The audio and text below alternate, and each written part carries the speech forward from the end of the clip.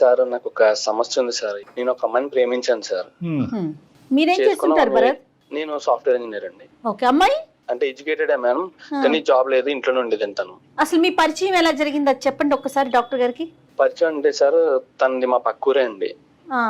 అప్పుడప్పుడు కాలేజ్ టైంలో గట్రా తెలిసిన మొహమే మేడం. అయితే తనని ఒక బస్ లో పరిచయం అవడం వల్ల 1 year నుంచి అలాగా డీప్ గా లవ్ చేసుకున్నాం మేడం. ఇంట్లో ఒప్పుకోకపోతే ఇంట్లో ఒప్పించి మరి ప్రేమించి ఇద్దరిని 2 వైపులా ఒప్పించి మరి నేనే మ్యారేజ్ చేసుకున్నాను మేడం. ప్రేమించుకున్నప్పుడు భరత్ అంతా కూడా స్మూత్ గానే ఉంది, అప్పుడు ఏం డిఫరెన్స్ ఆఫ్ ఒపీనియన్ కానీ ఏమీ రాలేదు. ఓన్లీ థింగ్ ఏంటంటే పెద్దలు అంగీకరించకపోవటం, ఆ ఇరువైపుల పెద్దల్ని మీరే అంగీకరించేటట్టు విధంగా చేసుకున్నారు, అంతే కదా? అవును సార్. పెళ్ళి అయ్యి ఎంతకాలం అయింది అంటే సార్ ఇప్పటికి డివోర్స్ కూడా అయిపోయింది సార్. అంటే సార్ 1 year తర్వాత డైవర్స్ కి అప్లై చేసాను సార్. తను నా మాట వినకుండా అసలు నేను ఎక్కడికి వెళ్తున్నావు, ఎందుకు వెళ్తున్నావు మాట్లాడితే ఇదే సార్. సాఫ్ట్వేర్ ఆఫీస్ టైమింగ్స్ అంటే మీకు తెలియదే ఉంది సార్. ఎప్పుడు ఆఫ్టర్నూన్ 11కి వెళ్తాం, నైట్ 12-2 కూడా అవుతుంటది. ఆ నైట్ టైంలో ఫోన్స్ వస్తుంటే ఎవరు చేశారు, ఎందుకు చేశారు, లేడీస్ ఎందుకు మాట్లాడుతున్నారు, ఇలా ప్రతి దానికి అనుమానించేసారు తను నన్ను. అసలు ఏ విషయం తను నచ్చ చెప్దామని అసలు వినేది కాదు సార్ నా మాట తను. మరి వాళ్ళ తల్లిదండ్రులు చెప్పించారా ఇది కరెక్ట్ కాదమ్మా అని చెప్పి? సార్ చెప్పించాను సార్. చాలా వాళ్ళ పేరెంట్స్ కూడా చెప్పారు సార్ వద్దని. వాళ్ళ పేరెంట్స్ మాట వినలేదు, మా పేరెంట్స్ మాట వినలేదు సార్ తను. ఈ ఓవర్ పొసెసివ్నెస్ అనేటటువంటిది పెళ్ళైనటువంటి కొత్తలో చాలా సర్వసహజం ఆడవాళ్ళకి. దాన్ని శృతిమించినటువంటి పరిస్థితికి వెళ్ళి ఆ అమ్మాయిగానే ఆ ఊహ కాస్త ఇంకో లెవెల్కి వెళ్ళిపోయి డివోర్స్ వరకు వెళ్ళిపోయింది. అయితే సార్ తనకి నాకు విడాకులు అయిపోయి 1 year అవుతుంది సార్ ఆల్రెడీ. ఆ స్టోరీ క్లోజ్ అయిపోయింది. నాకు విడాకులు ఇచ్చేసాక ఇంకా నేను 6 నెలలు బయటకు రాలేక సార్. అలాంటి పరిస్థితుల్లో ఎన్నో బాధలు పడి ఆఫీస్ వర్క్ చేయలేక ఇవన్నీ మైండ్ లో పెట్టుకున్నాక ఇంట్లో ఇంకో సంబంధం చూసారు సార్. నాకు మూవ్ ఆన్ అవుదామని నేను ఓకే చెప్పాను సార్. ఇలాంటి ఇష్యూ మళ్ళీ జరగకూడదని నేను చేసుకోబోయే అమ్మాయికి కూడా మొత్తం వివరించాను సార్. నా లైఫ్, పాస్ట్ లైఫ్ ఏం జరిగింది, నేను వేరే అమ్మాయితో ఇలాగా పెళ్లి అయింది, ఇలా విడిపోయింది, లవ్ మ్యారేజ్ మొత్తం చెప్పాను సార్ తనకి. ఎంగేజ్మెంట్ అయిన అమ్మాయితోటి. అండ్ మాకు ఎంగేజ్మెంట్ అయ్యి కూడా ఎంతో కాలం కాలేదు సార్. గట్టిగా ఒక 4 months అవుతుంది సార్. ఇంకొక 1 month లో మ్యారేజ్ ఉంది సార్. అయితే సార్ ఈ లోపు మళ్ళీ తను నా దగ్గర నాకు ఎంగేజ్మెంట్ ఫిక్స్ అయిందని తెలిసి ఒక 3 months నుంచి తను నన్ను టార్చర్ చేస్తుంది సార్, నా ముందు భార్య. అవును సార్. డివోర్స్ అయిపోయినాయి కదండి. నాకు మ్యారేజ్ ఫిక్స్ అయిందని తనకి ఎలా తెలిసిందో తెలియలేదు సార్. ఒక రోజు ఇంటికి వచ్చి గొడవ చేసింది సార్. నా దగ్గరికి వచ్చి నువ్వు మంచివాడివి, నీ గురించి అసలు అలా అనుకోలేదు, నీకు అసలు ఏ అలవాట్లు లేవో, ఏ అమ్మాయి లేదు, నేను నమ్ముతున్నాను. అప్పుడు నా మాట నేను అసలు ఎందుకు ఇలా చేసానో కూడా తెలియలేదు, అయిపోయింది మళ్ళీ నేను పెళ్లి చేసుకో అని బతిమాలుతుంది సార్ నన్ను తను. ఏంటి ఇప్పుడు మళ్ళీ ఏమంటుంది? మళ్ళీ మీ ఇద్దరు రీమ్యారేజ్ చేసుకోవాలని కోరుకుంటుందా? అవును సార్. నీకు ఎంగేజ్మెంట్ అవ్వలేదని అనుకో, కరెక్ట్ గా ఎంగేజ్మెంట్ నీ పెళ్లి టైంకి ముందుకు రావటం ఏంటి? దానికంటే ముందు వచ్చి ఉంటే కనుక బహుశా ఆవిడలో ఏమైనా మార్పు కనిపించుంటే నువ్వు ఏమైనా ఒప్పుకుని ఉండేవాడేమో. మళ్ళీ నన్ను పెళ్లి చేసుకో అని చెప్పి సూసైడ్ అటెంప్ట్ చేసింది సార్. నేను పోలీస్ స్టేషన్ లో కంప్లైంట్ కూడా ఇచ్చాను సార్. తన వల్ల నాకు ఇలా ఇబ్బంది అవుతుంది, తన ఇంటికి వచ్చి సూసైడ్ అటెంప్ట్స్ చేస్తుంది, తనకి ఏమన్నా చేసుకుంటే నాకు బాధ్యత లేదని నాకు భయం వేస్తుంది సార్ తను ఏం చేసుకుంటుందని. అది కూడా కరెక్ట్ కాదు, దాన్ని మేము సమర్థించం కూడా. ఎందుకంటే అకారణంగా వెళ్ళిపోయినటువంటి అమ్మాయి తన జీవితాన్ని నాశనం చేసుకుని నీ జీవితాన్ని పాడు చేసి ఈరోజు మళ్ళీ నీ జీవితాన్ని బాగు చేసుకుని వేరే అమ్మాయికి ప్రామిస్ చేసేటటువంటి క్రమంలో మళ్ళీ దూరి మళ్ళీ జీవితాలు చెడగొట్టేటటువంటి దాన్ని మేము ఎలా ప్రోత్సహిస్తాం? నీకు వద్దు, మాకు వద్దు. కానీ ఈ అమ్మాయి బారి నుంచి నువ్వెలా తప్పించుకుంటావు? నువ్వు పెళ్లి చేసుకోబోయేటటువంటి అమ్మాయి ఎలా తప్పించుకుంటుంది? పోలీస్ కంప్లైంట్ ఇచ్చాక కొద్ది తగ్గిందా ఈవిడ? పోలీస్ కంప్లైంట్ ఇచ్చాక తను కొద్దిగా తగ్గినా కానీ సార్ ఇప్పుడు తను ఒక చిన్న డిస్టర్బెన్స్ చేసి వెళ్ళిపోయింది సార్. ఇప్పుడు కూడా ప్రేమించే అంటే నేను పెళ్లి చేసుకోబోయే అమ్మాయికి తన ఆఫీస్ స్పేస్కి వెళ్ళి మరి నా గురించి బ్యాడ్ గా చెప్పింటాను. చూసారా, ఇక్కడ బాంబు పేలకపోతే అక్కడ ఒత్తిలిగిస్తుంది అమ్మాయి. అంతే జుట్టు అందకపోతే కాళ్ళు. మరి అంటే ఏమని చెప్తుంది? ఏం చెప్పడానికి ఏముంది ఇక్కడ? నా వల్ల తను ఇబ్బంది పడినట్టు, నేను తాగుబోతుని తిరిగిపోతుని, తను ఎంతో ఇబ్బంది పెట్టినట్టు, ఇలా ఒక్కరి కాదు సార్ 3 చేత చెప్పించింది సార్ తనకి. నా దగ్గర రావడానికి సార్ తనేసి ప్లాన్ అంతా ఇది. నీ దగ్గర రావడం ప్లాన్ కంటే ముందు ఈ పెళ్లిని చెడగొట్టాలనే ప్లాన్. మోటో ఏంటంటే నువ్వు సుఖపడకూడదు, తనకు కానటువంటి వాడు ఎవరికి చెందకూడదు, ఇంకా ఇతని జీవితంలోకి వేరే వాళ్ళు రాకూడదు, మళ్ళీ ఆ అమ్మాయి రావాలి, మళ్ళీ ఆ అమ్మాయి నిన్ను ఉడుం పట్టుగా బిగించాలి, నిన్ను ఊపిరి పీల్చుకోనివ్వకూడదు. ఇదే పద్ధతి కంటిన్యూ అవుతుంది. సరే, ఆ అమ్మాయి మార్పు వచ్చిందో లేదో అనేటటువంటిది ఈ రోజు అప్రస్తుతం. అదేమి ఇప్పుడు అది పెద్ద మాట్లాడుకోవాల్సినటువంటి అవసరం లేదు. కానీ ఇప్పుడు నీ జీవితాన్ని పాడు చేసిన అమ్మాయి ఈ రోజు వచ్చి మళ్ళీ ఆ అమ్మాయి జీవితాన్ని పాడు చేస్తుంది కదా. అవును సార్. ఈ అమ్మాయి ఫస్ట్ మ్యారేజ్, సెకండ్ మ్యారేజ్? అప్పుడు నువ్వు చేసుకోబోయే అమ్మాయి ఫస్ట్ మ్యారేజ్ సార్ తను. ఫస్ట్ మ్యారేజ్ పూర్తిగా మీరిద్దరు ఒకరినొకరు అండర్స్టాండ్ చేసుకున్నారు ఈ 4 months లో? పూర్తిగా అండర్స్టాండింగ్ చేసుకున్నాం సార్. తను నన్ను నమ్మింది సార్. అండ్ ఈ విషయం జరగగానే తన గురించి నా గురించి బ్యాడ్ గా చెప్పగానే తను నాకు ఫోన్ చేసి ఇదేంటని అడగగానే తనకి ఎక్స్ప్లెయిన్ చేశాను సార్. కానీ తను కలిసి కూడా మాట్లాడాను సార్. తను అంతా క్లియర్ గా ఉంది కదా సార్. కానీ కాకపోతే మళ్ళీ ఈ పెళ్లి అయ్యాక కూడా తర్వాత ఇలా జరిగితే నా వల్ల నేను తట్టుకోలేను సార్. నువ్వు మాకు చేయడానికి కారణం ఏంటి? ఇప్పుడు మొదటి అమ్మాయితో మాట్లాడాలనా, లేదంటే ఆ అమ్మాయి పరిస్థితి అలాగే ఉంటది, ఇప్పుడు నేను చేసుకోబోయే అమ్మాయిని ఆలోచింపజేయండి అనా? సార్ నాకు మొదటి అమ్మాయి వద్దు సార్. నాకు రెండవ అమ్మాయి ఇప్పుడు చేసుకోబోయే అమ్మాయికి నాకు ఫ్యూచర్ లో ఎలాంటి ప్రాబ్లమ్స్ వస్తాయన్న భయం ఉంది సార్ నాకు. నేను అలాంటి ఫేస్ చేయలేను సార్. మాకు ముందుగానే పెళ్లికి ముందుగానే మీరు ఏమన్నా ఒక సజెషన్స్ ఇస్తారు, మాకు మా బంధాన్ని నిలబెడతారని చెప్పేసి మిమ్మల్ని ఆశ్రయించాను సార్ నేను. సరే, ఇప్పుడు నువ్వు చేసుకోబోయే మంచి ఆలోచనే. చేసుకోబోయే అమ్మాయి పేరు మాధవి సార్. మాధవి గారు. సో ఏం చేసావంటే, వాస్తవానికి నీ ఈమెయిల్ వచ్చిన తర్వాత మేము కొన్ని ఎంక్వైరీస్ కూడా జయ మేడం కండక్ట్ చేశారు. మన టీం ద్వారా జయ మేడం కొన్ని ఎంక్వైరీస్ కండక్ట్ చేయించి వాస్తవానికి నీ భార్యతో కూడా మాట్లాడారు, ప్లస్ మీ ఆఫీస్లో ఉండేటటువంటి కొన్ని క్లోజ్ ఫ్రెండ్స్, ఫ్యామిలీ ఫ్రెండ్స్తో కూడా మాట్లాడటం జరిగింది. ఎందుకంటే ఈ భరత్ అనేటటువంటి అబ్బాయి నిజం చెప్తున్నాడు అనేటటువంటిది అనుకోవటానికి ఏముంది? పాప మా అమ్మాయి ఎన్ని ఆపసాపాలు పడిందో, ఎంత క్షోభం అనుభవించిన తర్వాత ప్రేమించినటువంటి అమ్మాయి పెళ్ళైనటువంటి 1 year తర్వాత డివోర్స్ తీసుకోవటం అనేటటువంటిది చాలా రేరెస్ట్ ఆఫ్ రేర్ సిచ్యువేషన్. అది చదువుకున్నటువంటి. సో కండక్ట్ చేస్తే కనుక మాకు తెలిసినటువంటిది ఏంటంటే, నువ్వు కంప్లీట్గా క్లీన్ చిట్గా బయటకు వచ్చావు. నువ్వు నీ మీద ఎటువంటి అభాండం కూడా మా టీం వాళ్ళకి కనిపించలేదు, ఎటువంటి అనుమానం కూడా మాకు రాలేదు. తర్వాతే మేము నీ ఫోన్ కాల్ సెలెక్ట్ చేసి నీతో మాట్లాడటం అనేది జరుగుతుంది. లేదంటే ఏం చేసి ఉండేవాళ్ళము, ఈ అమ్మాయితో మాట్లాడిపించేది ఏందిరా బాబు, ఆ అమ్మాయి ఫోన్ కలుపు, నీ బండారం అంతా బయటపడుతుంది అని ఉండేవాళ్ళం. అర్థమైంది కదా? సో అది కూడా మా ప్రేక్షకులకు అర్థం అవ్వాలి కాబట్టి ఈ అంశం కూడా నేను నీ ఎదురుగుంటే నేను తెలియపరుస్తున్నాను. నీకు తెలియదు, నీ గురించి నీ బ్యాక్గ్రౌండ్లో చాలా ఎంక్వైరీస్ జరిగినాయి. ఆ మొత్తం ఎంక్వైరీస్లో నువ్వు క్లీన్ చిట్గా క్లారిటీతో బయటకు వచ్చావు కాబట్టి ఇప్పుడు నెక్స్ట్ ఇన్ ఎజెండా మేము మాట్లాడవలసినటువంటి వ్యక్తి ఎవరైనా ఉన్నారు అంటే కనుక అది నీకు కాబోయేటటువంటి భార్య మాధవి గారు. సో ఇప్పుడు నువ్వు కాన్ఫరెన్స్ కాల్ కలుపు. आपका कॉल होल्ड पर है, लाइन पर बने रहें या कुछ देर बाद कोशिश करें. హలో, ఎక్కడున్నావు? నేనా ఆఫీస్ లో ఉన్నా. నువ్వు ఎక్కడున్నావు? నేను ఆఫీస్ లో ఉన్నా. దేవి ఏమన్నా ఫోన్ చేసిందా మళ్ళీ నీకు? తన నుంచి అయితే ఏం కాల్స్ రాలేదు. ఐ మీన్ ఏమైనా నెంబర్స్ అలా వస్తే బ్లాక్ లోనే పెడుతున్నా. నీకేమైనా కాల్ చేసిందా? లేదు, నాకు కాల్ రాలేదు. తను నిన్న ఎలా బ్రెయిన్ వాష్ చేస్తుందేమో అన్న భయం నాకుంది. నా లైఫ్ లో సిచ్యువేషన్స్ అన్ని నీకు చెప్పాను. నీకు మొత్తం తెలుసు. మన ఫ్యూచర్ లో ఎలాంటి ప్రాబ్లం రాకూడదంటే మనం దీనికే ముందుగానే ఆలోచించుకుని మాట్లాడుకుంటే బాగుంటుంది అని చెప్పేసి నేను కళ్యాణ్ చక్రవర్తి గారితో మాట్లాడాను. నేను పెళ్లికి చేసుకోవడం పనుల కన్నా ముందు మనం రెడీగా ఉండాలి కదా. మన ఫ్యూచర్ బాగుంటేనే కదా. అందుకే ఒకసారి నీతో డాక్టర్ గారు మాట్లాడతారంటే ఒకసారి మాట్లాడతాను. చాలా సింపుల్ అండ్ స్ట్రైట్ అమ్మాయిలా అనిపిస్తున్నావు అమ్మ మాధవి. చాలా సంతోషం నీతో మాట్లాడుతున్నందుకు. బహుశా పెళ్ళి అయిన తర్వాత మీరిద్దరు వచ్చుంటే కనుక ఇష్యూ ఇంకో విధంగా ఉండేదేమో, ఇంకా జటిలంగా ఉండేది, ఇంకా కాంప్లెక్స్గా ఉండేది. పెళ్ళికి ముందే రావటం అనేది నిజంగా అమ్మాయి మీకు పెళ్ళికి ముందే మీకు ఒక బల పరీక్ష అనేది పెట్టింది. ఎవరు? దేవి అనే అమ్మాయి, మన భరత్ వాళ్ళ ఎక్స్ వైఫ్. సో మీరేంటంటే పెళ్లికి ముందే ఈ పరీక్ష పాస్ అవుతే కనుక మీకు అసలు ఏ ఒడిదొడుకు ఉండదు. దీనికి మించినటువంటి ఛాలెంజ్ ఒక భార్యాభర్తల మధ్యన ఏదో వస్తుందని నేను అనుకోను. ఫస్ట్ క్వశ్చన్, డివోర్సింగ్ చేసుకోవాల్సిన అవసరం ఏముంది? సెకండ్ క్వశ్చన్, దేవి నీకు 1కి 10 సార్లు ఫోన్ చేసిన తర్వాత నీ బ్రెయిన్ వాష్ చేయడానికి ఏమేమి చెప్పేది నీకు? అవి నువ్వు ఎలా టాలరేట్ చేసావు, ఎలా తిరిగి సమాధానం చెప్పావు? భరత్ గురించి మ్యారేజ్ ప్రపోజల్ వచ్చిందో నాకు తన క్యారెక్టర్ గానీ, తను లైఫ్ లో ఫస్ట్ మ్యారేజ్ చేసుకుని ఇంత ఫేస్ చేశాడు, ఓకే మన నుంచి ఒక అబ్బాయికి మంచి లైఫ్ దొరుకుతుంది అని ఆలోచించి, మళ్ళీ వాళ్ళ పేరెంట్స్ గురించి ఆలోచించి, వాళ్ళ సైడ్ అంతా నాకు మంచిగా అనిపించింది సార్. ఓకే, తిన్ని మ్యారేజ్ చేసుకుంటే నా లైఫ్ మంచిగా ఉంటుంది. భరత్ గురించి ఏమైనా ఎంక్వైరీస్ చేసావమ్మా దానికి ముందు? అంటే మీరు కానీ మీ కుటుంబ సభ్యులు కానీ భరత్ యొక్క క్యారెక్టర్ ఏంటి అనేది ఏమైనా ఎంక్వైరీస్ చేశారా, లేదంటే కేవలం అతను చెప్పేదే నమ్మారా? అంటే మ్యారేజ్ ప్రపోజల్ వచ్చిన తర్వాత మా ఫ్యామిలీ అంతా ఎంక్వైరీ చేసి తర్వాత మేము డెసిషన్ తీసుకున్నాం. సూపర్ అండి, సూపర్, నైస్ నైస్.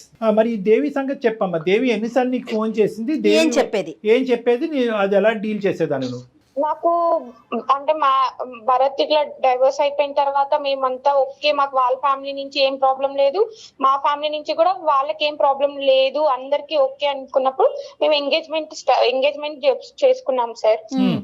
దాని తర్వాత వన్స్ ఎంగేజ్మెంట్ అయిన ఒక 1 month నుంచి నాకు డైలీ కాల్స్ డిఫరెంట్ నెంబర్స్ నుంచి సార్ కాల్స్ వచ్చేది.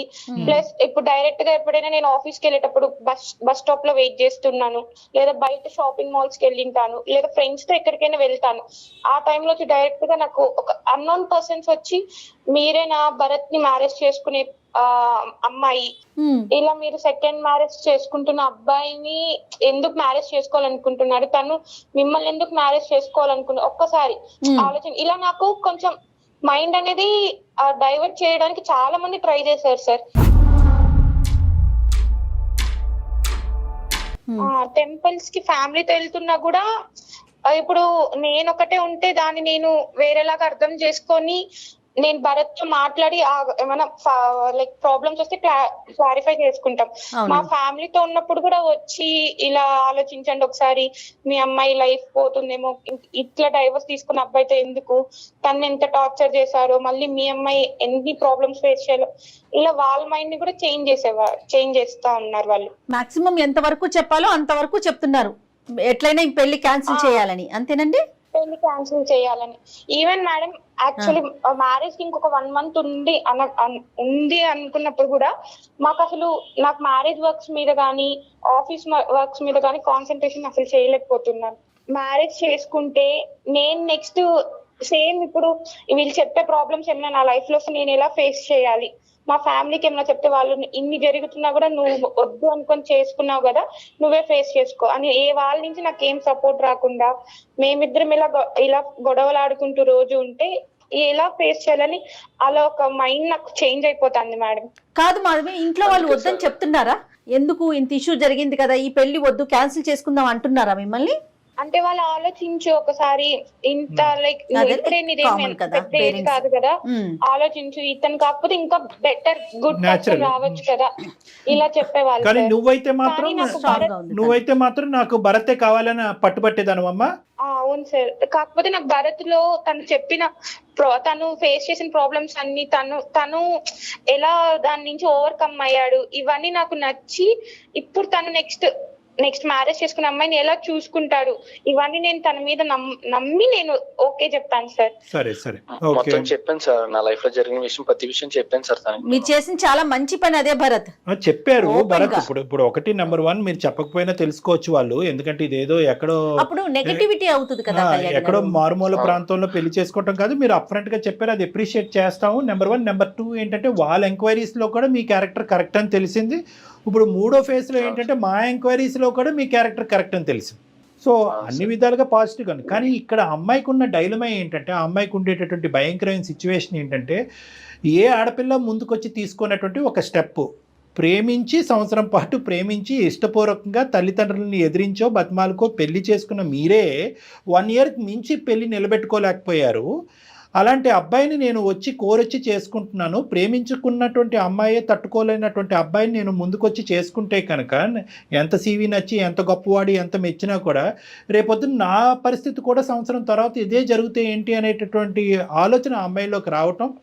దాంతోపాటు ఏంటంటే వెనక నుంచి వచ్చి దేవి ఈ విధంగా నలుగురి చేత 4 మాటలు చెప్పించి ఈ అమ్మాయి బ్రెయిన్ వాష్ చేయటం. ఈ అమ్మాయి ఏంటంటే ముందు నువ్వు వెనకతలు గొయ్యి, నచ్చినటువంటి అబ్బాయి, అన్ని బాగున్నటువంటి అబ్బాయి, ఎంతో సిన్సియర్గా చెప్పినటువంటి అబ్బాయిని చేసుకోవాలా, లేదంటే లోకం అంతా కూడా ఒకే తట్టి మీదకి వచ్చి ఎందుకు రిస్క్ అనేటటువంటి మాట దేవి మాటల్లో ఏమన్నా 1% అన్నా నిజం ఉందేమో, చేతులు దులుపుకుని ఎంగేజ్మెంట్ వరకే అయ్యింది కదా, ఏముందిలే పెళ్లి వరకు అవ్వలేదు కదా అని చెప్పి వెనక్కి వెళ్ళిపోవాలనేటటువంటి ఆలోచనతో ఆ అమ్మాయి చేసినటువంటి పోరాటం, ఇప్పుడు వరకు చేసినటువంటి పోరాటం బహుశా చాలా కష్టసాధ్యం. అది ఎందుకు 1% రిస్క్ ఉన్నా కూడా ఎందుకు ఇటువంటి దాంట్లో దిగాలి?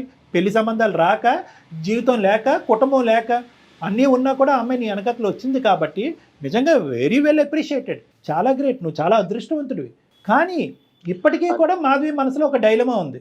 అవును సార్. డైలమా ఉందా, అనుమానం ఉందా, భయం ఉందా, ఏముంది? వరకు వెళ్తే వాళ్ళ నుంచి నేను ఇంకెన్ని ప్రాబ్లమ్స్ ఫేస్ చేయాలి, ఇలా చాలా రేపు సొసైటీలో నేను ఎలా ఫేస్ చేయాలి ప్రాబ్లమ్స్ ఇలా మ్యారేజ్ చేసుకుంటే అని నాకు ఒక డైలమాలో ఉన్నాను సార్ నేను. కదమ్మా, ఇప్పుడు దేవి డైరెక్ట్ గా అప్రోచ్ అయిపోతుందా నీకు ఇప్పుడు ఇంతకు ముందులా కాకుండా?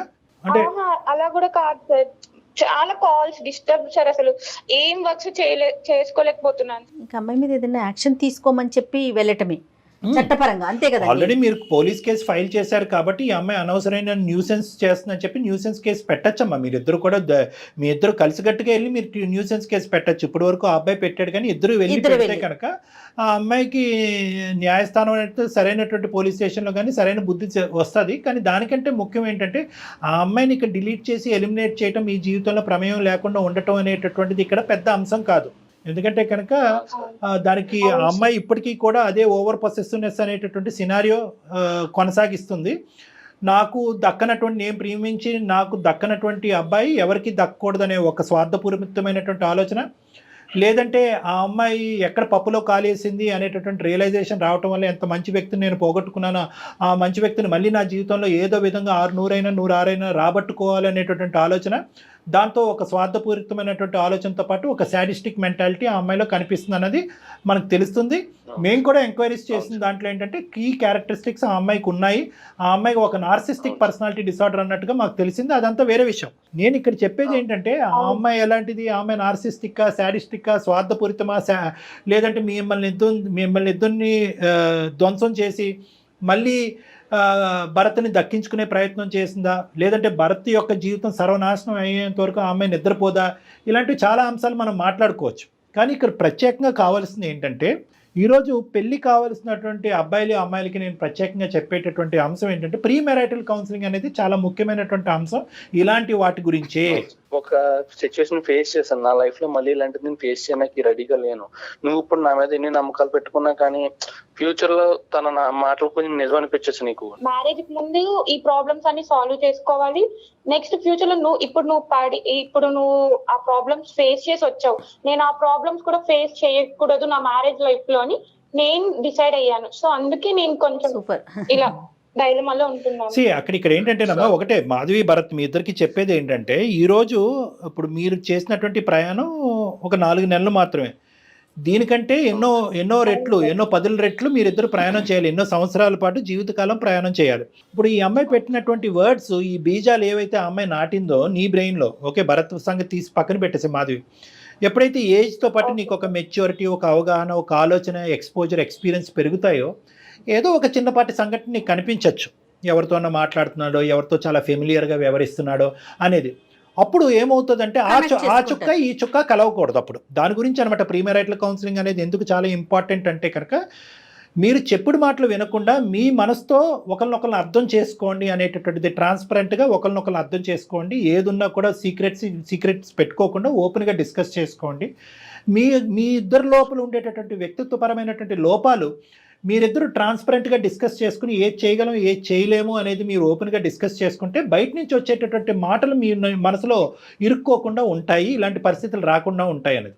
మీ ఇద్దరి జీవితంలో ఈ అమ్మాయి వచ్చి చాలా పుణ్య కార్యక్రమం చేస్తుందని నేను చెప్పాలి. ఎందుకంటే కనుక ఏదైతే ఈ పాటి బ్యారియరు ఈరోజు దేవి అనే వ్యక్తి నీ జీవితంలోకి వచ్చి నీ బ్రెయిన్లో ఈ మాటలు పెట్టకపోతే కనుక మీ పేరెంట్స్ నువ్వు ఇంకొద్దు ముందుకెళ్ళి ఇంకొంత ఎక్స్ట్రా ఎంక్వైరీస్ చేసి ఉండేవారు కాదు. సుమన్ టీవీ వాళ్ళు మేము కూడా మా టీం వరకు వచ్చి మేము కూడా ఈ ఎంక్వైరీస్ చేసి ఉండేవాళ్ళం.